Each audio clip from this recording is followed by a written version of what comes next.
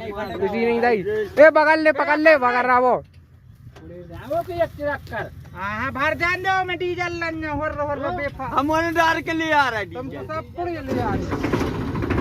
भाले यार बंद चाहे तुम तो एक थैला को बन रहा है यार तना भाले एक गरीब आदमी देश किया तुम भाई अरे तुम तो भाले कछु नहीं है रास्ते ले आ बन रही हां क्योंकि रमेश भाई दानी ने 1 किलो नहीं एक थैला दान करी है ले जा तुम जाओ रास्ते ले आओ सब किलान और एक स्प्राइट ले आज जो एक स्प्राइट लेने के लिए तो धरा में स्प्राइट धरी सब मिला थे कई रमेश चाचा तो क्या स्प्राइट रास्ते सब मिला ये डाला लगा दिया रमेश चाचा कहाँ मिला वो दुकान पे रमेश चाचा ये अरे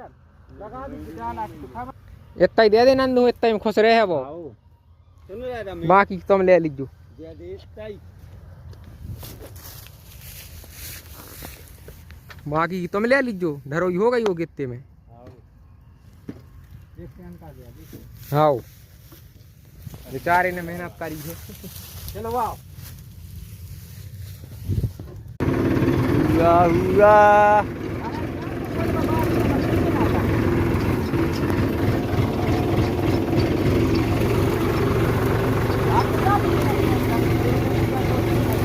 आओ ना बन अब चक्कर में बात